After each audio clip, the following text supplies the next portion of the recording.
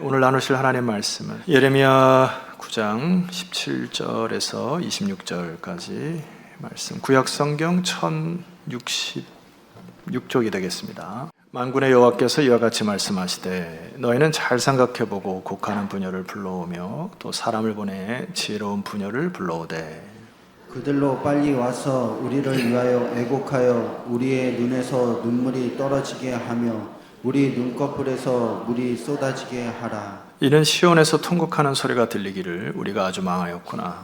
우리가 크게 부끄러움을 당하였구나. 우리가 그 땅을 떠난 것은 그들이 우리 거처를 헐었음이로다 하미로다. 부녀들이여 여호와의 말씀을 들으라. 너희 귀에 그 입의 말씀을 받으라. 너희 딸들에게 애곡하게 하고 각기 이웃에게 슬픈 노래를 가르치라. 무릇 사망이 우리 창문을 통하여 넘어 들어오며 우리 궁실에 들어오며 밖에서는 자녀들을 거리에서는 청년들을 멸절하려 하느니라.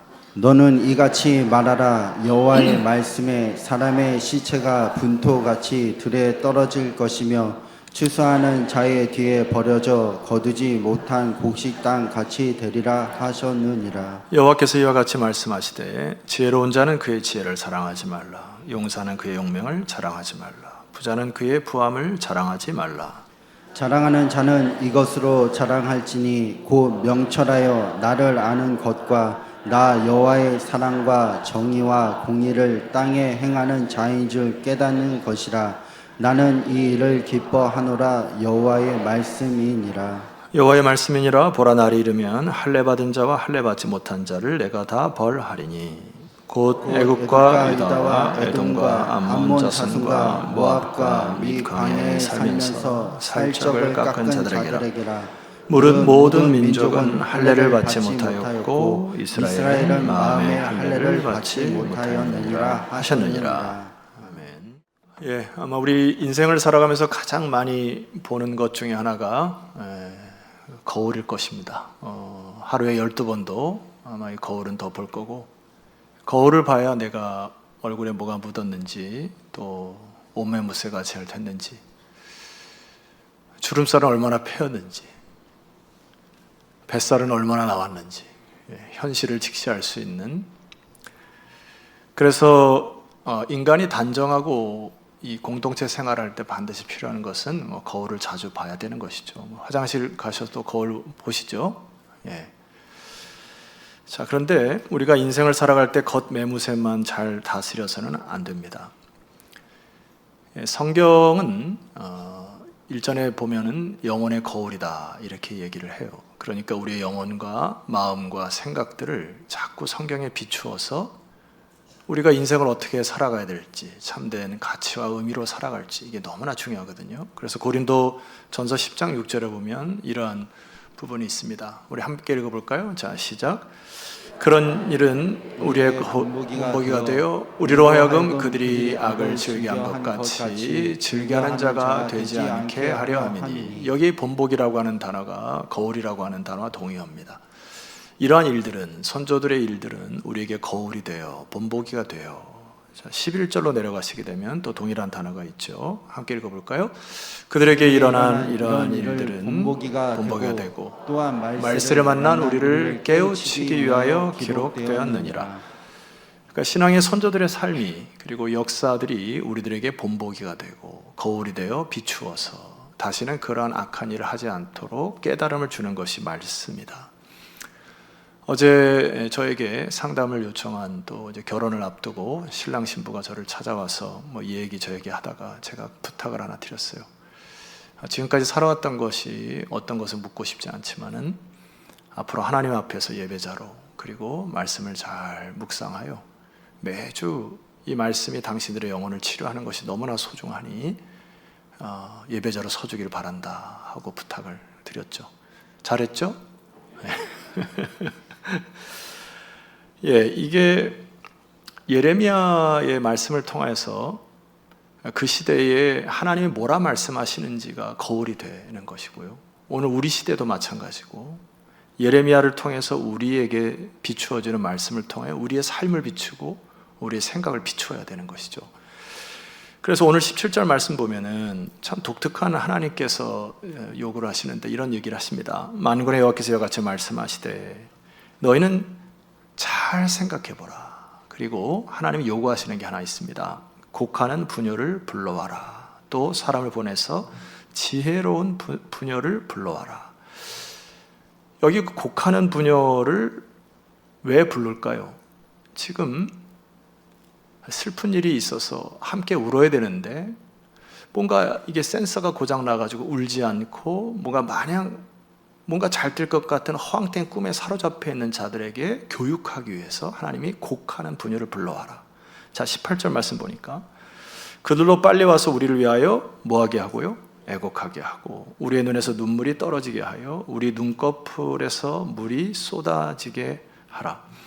이때 당시에 남유다 백성들이 하나님 말씀을 잘 듣지 않았어요. 그러니까 자기가 듣고 싶은 말만 들었습니다. 그러니까 거짓 선지자들이 얘기하는 거, 너희들은 망하지 않을 거야. 그리고 너희 땅은 뺏기지 않을 거야. 그리고 너희들은 잘 될 거야. 성공할 거야. 번영할 거야. 이것만 들었기 때문에 하나님이 그 시대를 향해서 뭐라고 말씀하시는지 분간이 안 가는 세대가 바로 이 세대였단 말입니다. 그래서 19절 말씀 초반절을 보니까 여러분 볼펜을 갖고 계신 분들은 시온에서라고 하는 부분을 쫙 꺼놓으셨으면 좋겠습니다. 왜 이런 퍼포먼스를 하라고 곡하는 부녀를 불러라고 했을까? 우리 19절 한번 같이 읽어볼까요? 시작.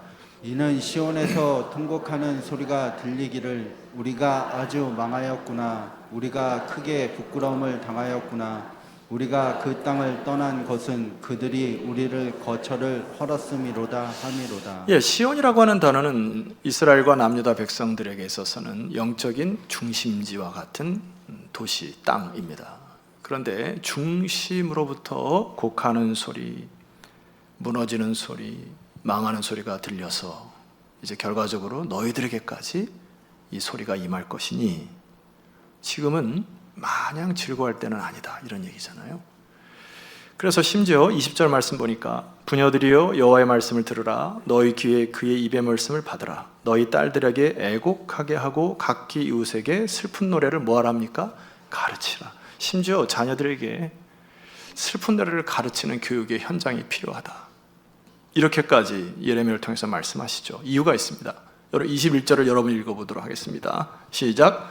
무릇 사망이 우리 창문을 통하여 넘어 들어오며 우리 궁실에 들어오며 밖에서는 자녀들을 거리에서는 청년들을 멸절하려 하느니라. 예, 하나 더 거셔야 될 단어 문장이 우리 창문을 통하여, 이게 계속 저에게는 좀 묵상이 되었던 단어입니다. 여러분 어떤 그림이 연상이 됩니까?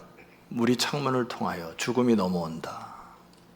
자, 그림을 하나 보여주시면 이게 여러분 그 이스라엘 백성이 애굽, 이집트라는 곳에서 출애굽할 때 구원의 역사가 문설주와 임방에 피를 발라가지고 이것은 죽음이 그 창문을 통과하지 못하고 넘어간다, 이런 뜻이잖아요, 6월절이. 그런데 임방과 문설주에 피를 바르지 않았을 때 밑에 보게 되면 애굽에 있는 모든 땅에는 죽음이 통과하여 자기의 맏아들이 죽어가는 역사를, 이거는 뭐 출애굽의 역사는 성경의 역사만이 아니라 고고학적 자료도 있습니다. 그렇기 때문에 죽음을 창문을 통과해 들어오는 것은 저는 마치 이런 느낌이 들어요. 하나님이 예레미야 시대에 생명의 보호막을 거두시는 상황이다 라는 느낌이 듭니다. 그래서 이 창문을 통하여 죽음이 넘어 들어와 궁실에 들어오고 밖에서는 자녀들을, 거리에서는 청년들을 멸절하는 시대가 되었다라는 얘기예요. 근데 거짓 선지자들의 얘기를 들은 사람들은 이 땅은 망하지 않을 거고 우리는 소망이 있고 성공할 것이고 번영할 것이고 하니까 먹고 놀고 취했던 시대가 바로 예레미야 시대입니다. 여러분, 우리 시대는 어떻습니까? 우리가 살아가는 이 시대는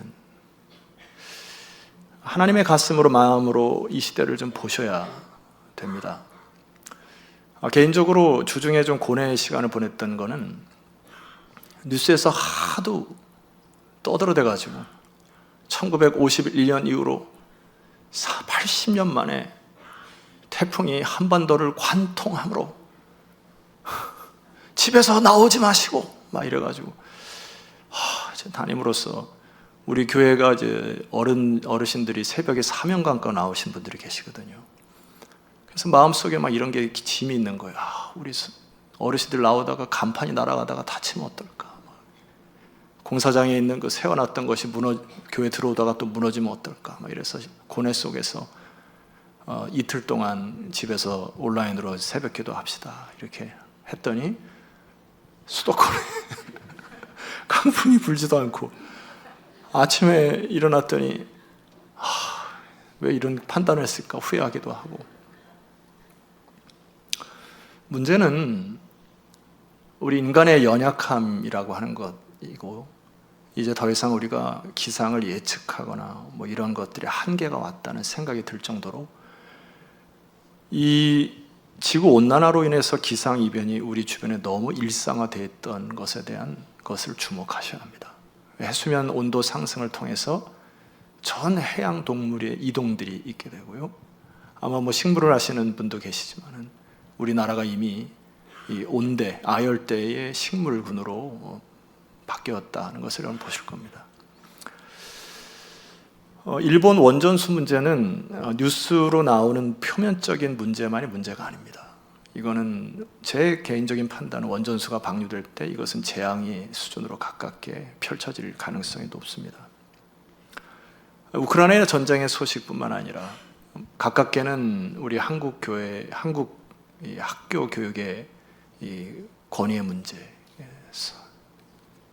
그 다음에 우리 교사들에 대한 존경에 대한 문제부터 시작해서 어느 순간 일본의 퇴폐 문화나 선진 미국과 유럽의 이 폭력적인 마약 문화부터 시작해서 그대로 답습하는 사회 현상을 보고 저는 낙관적이진 않아요. 바로 이때 우리나라부터 시작해서도 하나님의 생명의 보호막을 거두려고 하는 듯한 느낌을 봅니다. 곳곳에서 우리의 의지와 상관없이 죽음이 창문을 넘어 사람들로 하여금 사탄의 하순이 되어 예측치 못하는 죄악들이 곳곳에서 펼쳐지는 세대가 우리 세대입니다. 그래서 우리가 예레미야 시대의 말씀을 통해서 우리 시대의 거울이 되게 되고 본보기가 되게 되어서 우리 시대의 마음가짐을 새롭게 하시는 여러분 되기를 주님으로 축원합니다. 자, 9장 23절 보시게 되면 우리 말씀을 비추셔야 돼요. 말씀을 여러분의 영에 함께 읽어볼까요? 시작. 여호와께서 이와 같이 말씀하시되 지혜로운 자는 그의 지혜를 자랑하지 말라. 용사는 그의 용맹을 자랑하지 말라. 부자는 그의 부함을 자랑하지 말라. 이러한 시대에 하나님의 생명의 보호막을 제거하려고 하는 이 시대에 사람의 지혜가 무슨 소용입니까? 여러분의 지혜로 한 사람도 구원할 수 있습니까?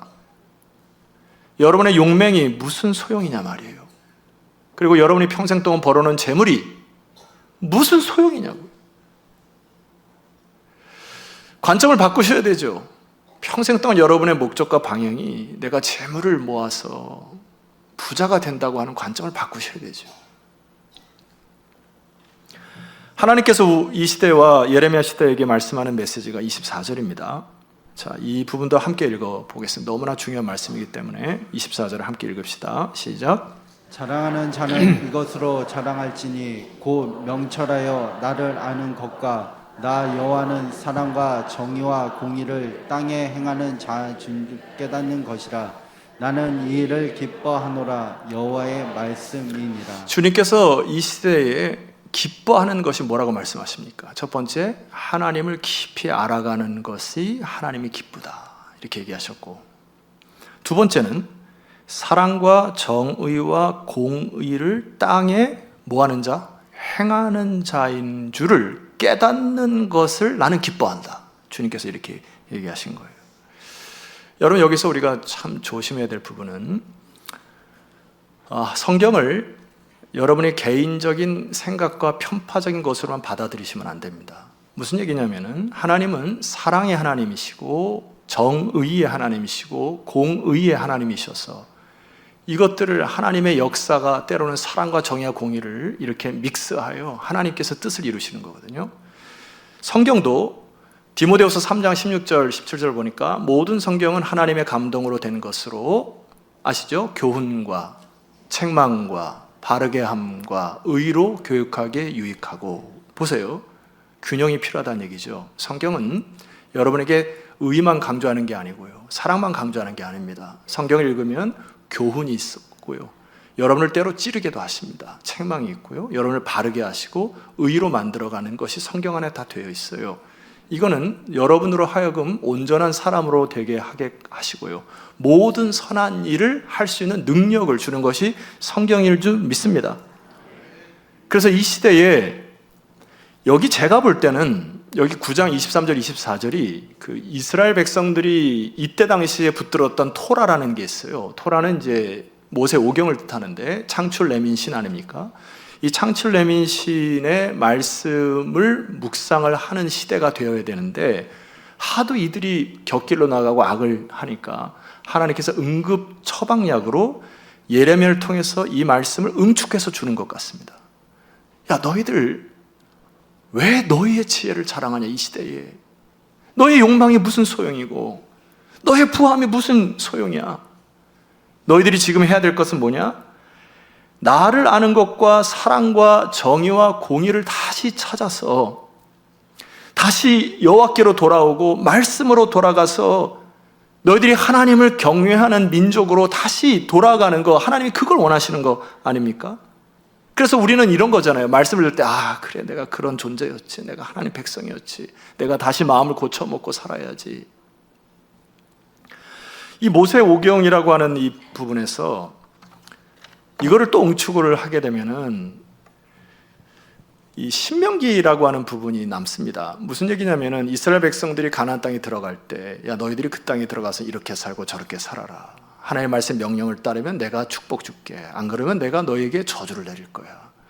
그래서 모세가 3번의 설교를 하는 것이 신명기입니다. 그러니까 이들이 삶을 살면서 내가 잘못 살았는지 잘 살았는지 다시 신명기를 묵상하면서, 아, 그래, 마음을 고쳐 먹어야지 했던 시대가 바로 이 시대입니다. 그러니까 이 신명기는 이 사람들에게 기준이 되고 척도가 되었단 말이에요. 그런데 이 말씀을 묵상하지 않으니까 하나님께서 허락하지 않은 많은 악한 일들을 똑같이 행했던 시대가 예레미야 시대였단 말입니다.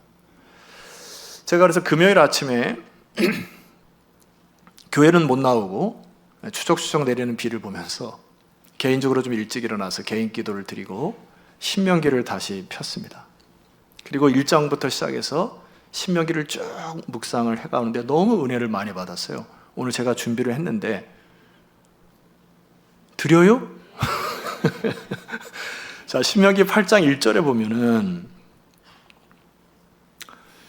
이렇게 선포합니다. 하나님께서 잘 들으셔야 됩니다.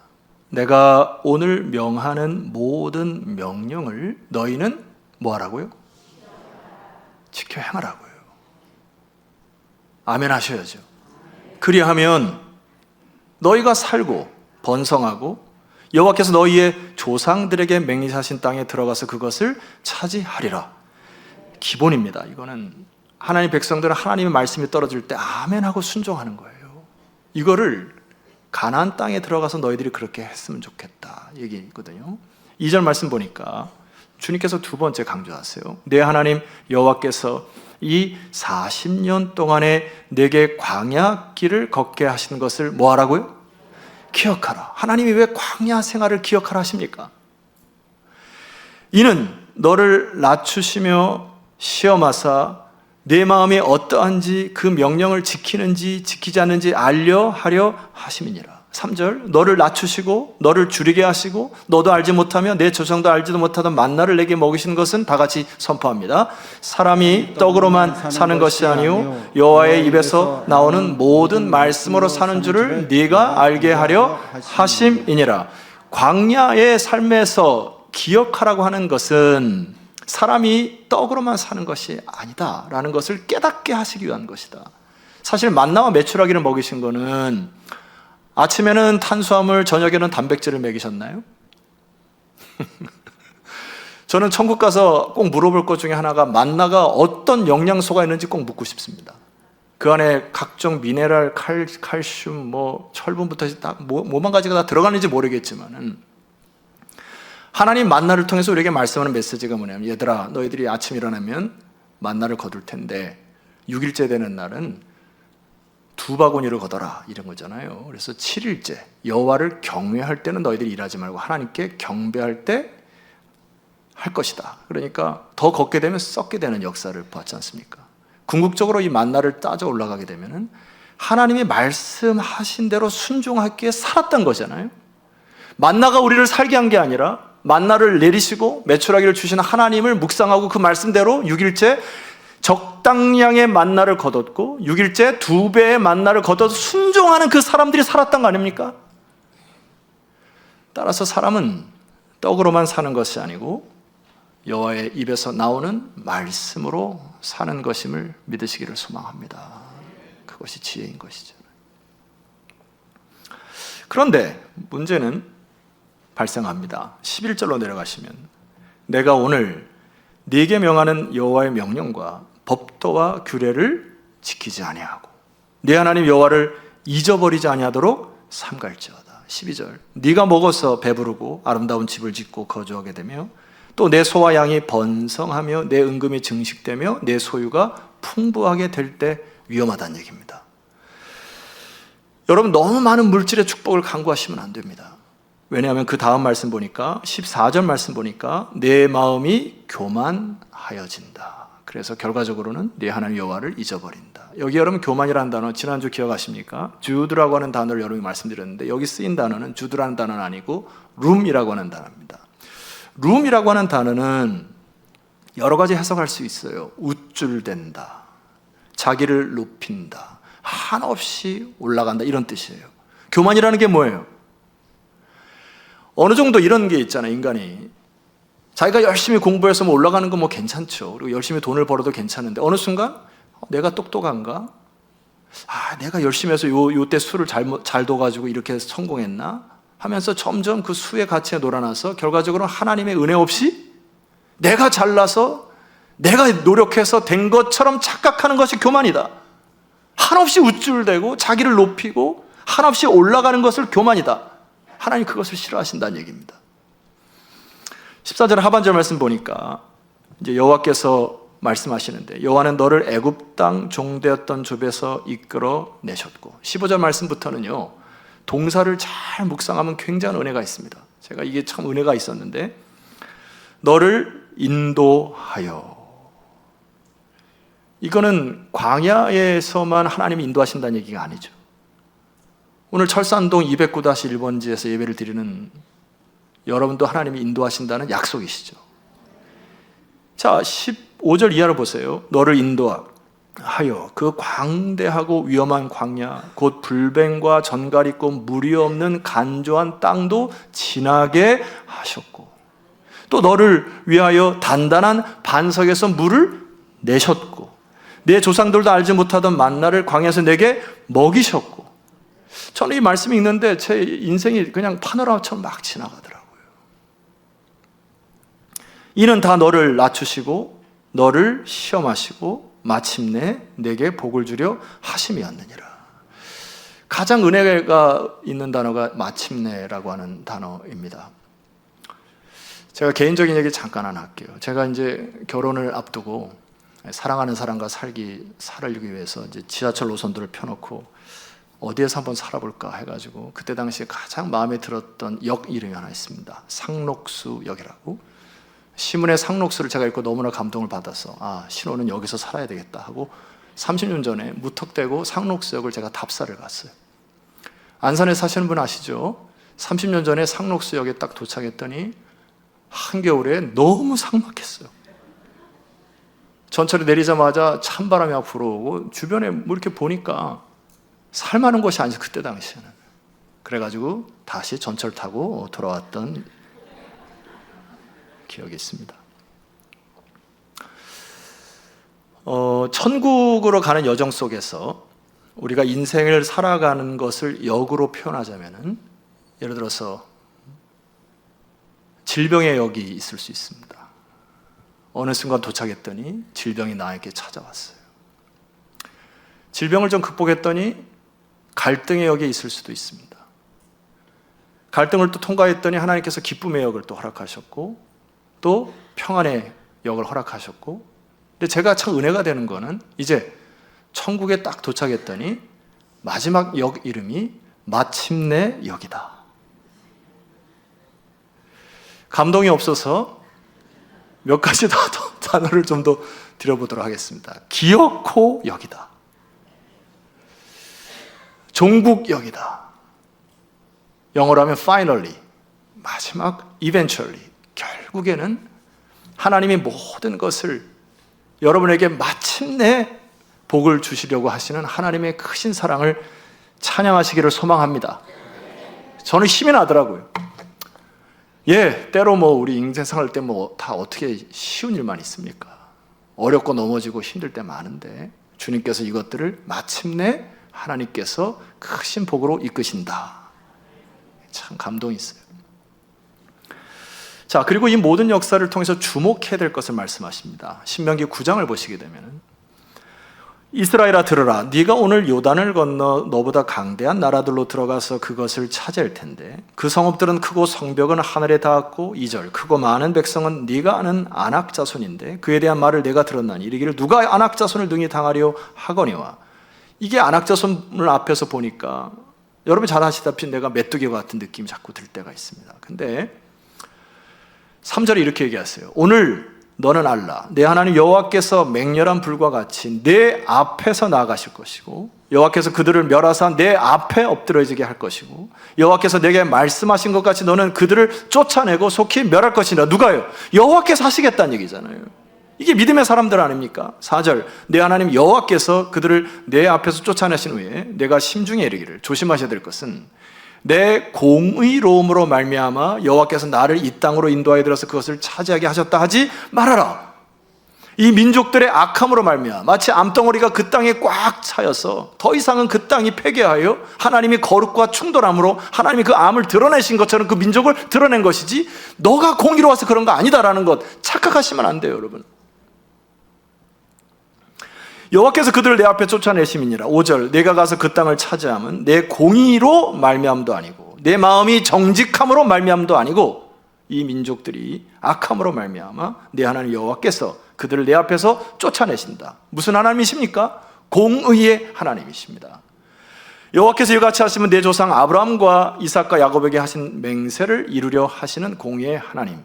따라서 그 땅에 심겨놓으신 하나님 백성들이 하나님 명령을 듣지 않고 준행하지 않으면 바벨론에 70년 동안 포로로 잡혀간 것처럼 똑같이 내 악을 하나님께서 다스려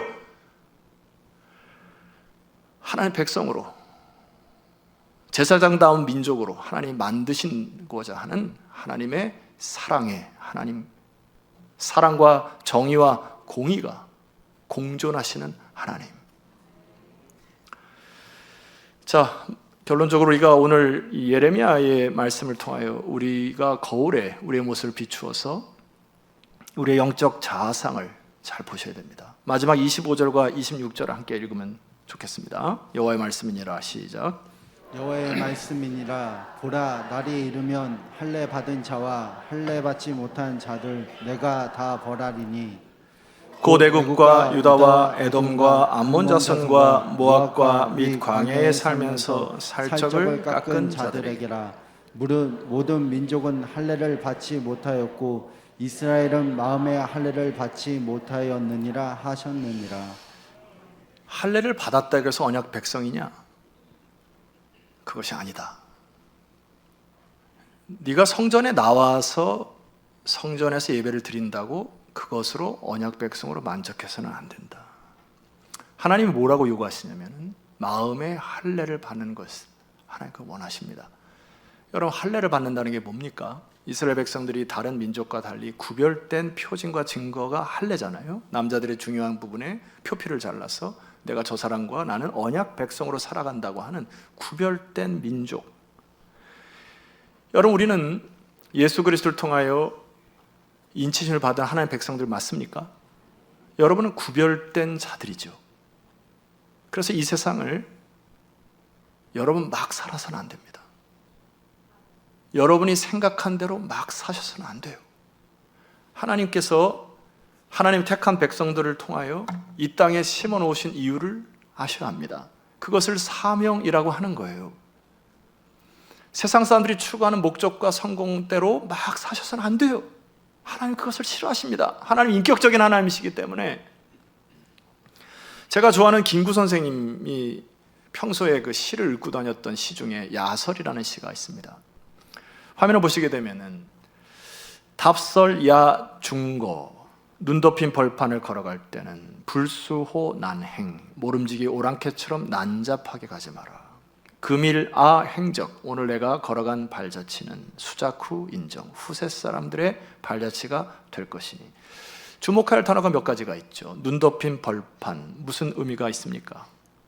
동토의 땅, 미지의 세계, 아무도 걷지 못한 땅. 우리 민족에게는 김구 선생님이 살았던 그 시대에는 동토의 땅을 걸어가는 그 시대에 오랑캐들은 탐욕과 인간의 힘으로 다른 민족을 짓밟는 난잡한 인생을 살아가는 것을 부러워하지 말고, 민족의 독립이라고 하는 것을 목표로 두고 현실과 타협하지 아니하고 재물에 미끼에 놀아나지 말고 오직 독립을 위하여 민족의 해방을 위하여 꿋꿋이 정직과 진실의 길을 걸어가자. 이게 다짐 아닙니까? 예, 여러분 아멘 할 줄 알았어요. 마치 우리가 하나님 나라에 당도하기 전까지 여러분들은 하나님 나라의 백성이고 말씀, 캐논, 기준이 있지 않습니까? 날마다 우리의 삶 속에 하나님의 약속의 말씀 붙들고 타협하지 않기를 주 이름으로 축원합니다. 그것이 사명자죠. 마침내 여기 이를 것이기 때문에 갈등이 여기 있을지라도 질병이 여기에 도착했을지라도 그것으로 한탄하거나 원망하지 아니하고 하나님 이것들을 합력하여 선을 이루어 가실 것을 믿기에 우리는 믿음의 길을 또 오늘 가는, 그것이 멋진 사명자의 사람들이시죠. 그래서 히브리서 기자가 이렇게 얘기합니다. 히브리서 3장 13절 함께 선포해 볼까요? 시작. 오직 오늘이라 일컫는 동안에 매일 피차 권면하여 너희 중에 누구든지 죄의 유혹으로 완고하게 되지 않도록 하라. 예, 중요한 것은 공동체가 중요한데 서로 피차 권면해야 한다. 왜? 점점 공동체에서 떨어져 나가거나 하나님을 경외하지 않은 사람들이 죄의 완고함으로 인생을 살아가는데 피차 권면하셔야 된다. 완고하지 않도록. 그리고 14절에 보니까 우리가 시작할 때에 확신한 것을 끝까지 견고히 잡고 있으면, 다 같이요, 그리스도와 함께 참여한 자가 되리라.